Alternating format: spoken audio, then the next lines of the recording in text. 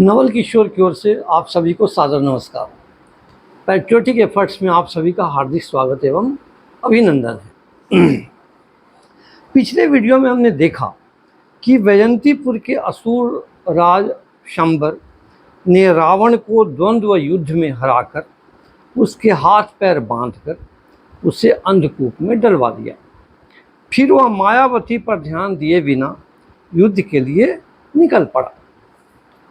आज के वीडियो में हम गिरिब्रज ब्रज के विकट महायुद्ध के बारे में जानेंगे। देवों और आर्यों की संयुक्त सेना वैजंतीपुर की सीमा पार कर गिरिब्रज में आ पहुंची थी। शंबर ने तत्क्षण ही असुरों को सन्नद्ध होने का संकेत दिया। भेरी, मूरज और शंख बजने लगे। दुंदुभी धमक उठी। हाथी चिंघारने लगे। घोड़े हिनहिनाने लगे। सूरमा रणोन्मत्त होने लगे। असुर वाहिनी प्रचंड ज्वाला की भांति दुर्मल शत्रुओं का दर्प चूर्ण करने बढ़ चली। सिंहल के विराट हाथी पर छत्र चंवर लगाकर असुर सम्राट शंबर बैठा। वैजंतीपुरी और गिरिब्रज के बीच का मार्ग सेना से अपूर्यमान हो गया।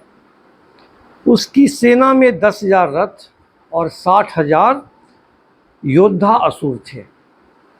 36 छत्रधारी राजा असुर सम्राट शंबर के नीचे युद्ध करने जा रहे थे। उसके मित्र, बांधव और सेनापतियों में हृष्टरोमा, महाकाम, सिंहदंष्ट, प्रकंपन, तंतुकच्छ, दुरारोह, सुभाय, वज्रपंजर, धूम्रकेतु, प्रमथन और विकटाक्ष जैसे अत्यंत पराक्रमी महाबली थे। गिरिब्रज की उपत्यका में पांचालपति दिवोदास और अयोध्या नरेश दशरथ की संयुक्त वीरवाहिनी शत्रु की प्रतीक्षा कर रही थी। राजा दशरथ के साथ उनकी रानी कैकेयी भी थी। दिवोदास की सेना में देव, नाग, गंधर्व, आदित्य आदि के महावीर सुभट थे। उनमें उग्रवर्मा, प्रवीर, वीरवर्मा, अमराम, चंद्रदत्त, सिंहभट्ट, व्याघ्रभट्ट जैसे महारथी भी थे। राजा सहस्रायु का पुत्र शतानिक महारथों के यूथ का स्वामी था।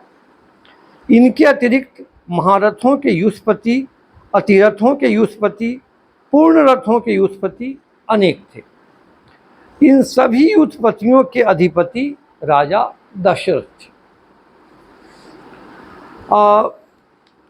तो गिरिब्रज की उपत्यका में दोनों तरफ की सेनाएं जुट गईं।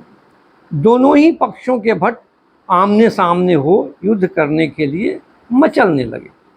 आर्यों के प्रधान सेनापति ने महाशुचि व्यूह की रचना की। उस व्यूह के दक्षिण पार्श्व में 60 अथिरथ यूथप और वाम पार्श्व में 60 पंचरथ यूथप अपने यूथों सहित अवस्थित हुए। मध्य में गज सैन्य और केंद्र में पांचालपति दिवोदास और उसकी देव सेना थी। अग्रभाग में दशरथ अपने 10 सहस्र अतिरथों के साथ तैनात हुए। शंबर ने अपनी सेना का अर्धचंद्र व्यूह रचा। उसके मध्य में गज सैन्य के साथ वह स्वयं रहा। व्यूहबद्ध होने के बाद ही दोनों सेनाओं में रणवाद्य बज उठे। इसके साथ ही विकट युद्ध आरंभ हो गया। दोनों ओर से भांति भांति के अस्त्र शस्त्र चलने लगे। युद्धनाद और वीरों के हुंकार से पूरा परिवेश थरथर कांपने लगा। रक्त से रणभूमि नहाने लगी। सिर कटकट कर गिरने लगे। शवों से धरती पटने लगी। विजय श्री कभी असुरों के पक्ष में दिखती तो कभी आर्यों के पक्ष में। एक समय ऐसा आया जब शंबर ने विद्याधरों यानी गंधर्वों के राजा विकृत दंष्ट पंचरथ का सिर काट लिया। विकृत दंष्ट का ऐसा हश्र देख राजा दशरथ आग बबूला हो गए। वे अपने यूथपों को ललकार कर सिंह गर्जना करते हुए विकृत दंष्ट का बदला लेने आगे बढ़े। कैकेयी धनुष बाण लिए राजा के पृष्ठ की रक्षा कर रही थी। दशरथ की प्रचंड बाण वर्षा से व्याकुल हो असुर सैनिक भारी संख्या में मरने लगे और जीवित बच रहे सैनिक चित्कार करते हुए इधर उधर भागने लगे। असुर सेना में अफरा तफरी मच गई। तभी कंकट, अंकुरी, प्रचंड और काल कंपन नामक 4 असुर यूथपतियों ने बाण वर्षा से राजा दशरथ के रथ की धज्जियां उड़ा दी, घोड़े मार डाले, चक्र तोड़ डाले। तब दशरथ रथ से कूदकर खड्ग और चक्र चलाने लगे, लेकिन असुर सैनिकों ने चारों ओर से बाण वर्षा कर उन्हें बुरी तरह घायल कर दिया। तब विकट साहस कर रानी कैकेयी ने एक हाथ में चक्र ले घायल दशरथ को दूसरे रथ पर खींच लिया और भीषण बाण वर्षा करने लगी। पांचालपति दिवोदास ने महाराज दशरथ का यह संकट दूर से देखा। वह अपने 10 सहस्र अतिरथों को लेकर उधर बढ़ा। उसने विलक्षण पराक्रम से दशरथ का मूर्छित शरीर अपने रथ में डाल उन्हें कैकेयी के साथ निरापद स्थान में भेज दिया। फिर वह दूसरे रथ पर आरूढ़ हुआ जिसमें 16 श्यामकर्ण घोड़े जुते थे।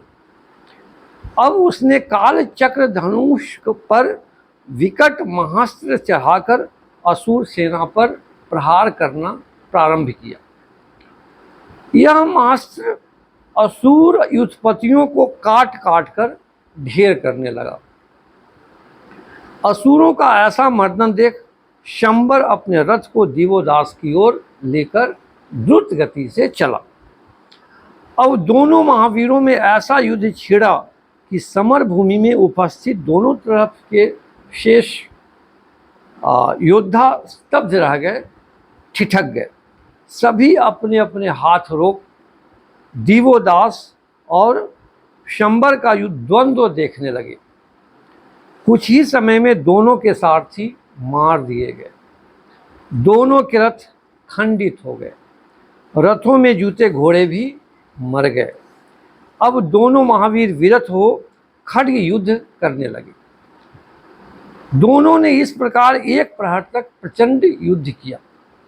उनके शरीर से रक्त की धाराएं बहने लगी।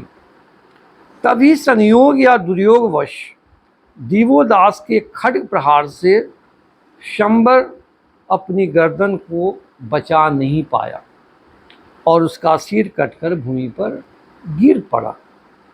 कहते हैं कि सिर कट जाने के बाद भी शंबर का कबंध 2 मुहूर्त तक लड़ता रहा। कबंध के गिरने पर दिवोदास ने विजय शंख ध्वनि की और विजय के नगाड़े बजाता हुआ पीछे लौटा। सूर्यास्त हो चुका था। मायावती युद्ध से अपने पति के लौटने का इंतजार कर रही थी, प्रतीक्षा कर रही थी। इसी समय उसे पति के मारे जाने की सूचना मिली। सूचना सुनकर मायावती काष्ठवत हो गई, लकड़ी जैसे, काठ जैसे हो गई। राजमहल क्रंदन से भर गया। पूरी नगरी में विषाद छा गया। सम्राट के शव को असुर योद्धा रणांगन से ले आए। प्रतिमा गृह में राज शव की प्रतिष्ठा हुई। मायावती ने असुर राज महिषी की गरिमा बनाए रखी। उसने अश्रु विमोचन नहीं किया, यानी आंसू नहीं बहाए। प्रत्युत सहगमन सहमरण को सन्नद्ध होकर परम पावन चिता तैयार करने की उसने आज्ञा दी। इन सारी बातों से अनभिज्ञ रावण अन्नकूप में ही पड़ा था। आज के लिए इतना ही, कल फिर मिलते हैं, तब तक के लिए नमस्कार।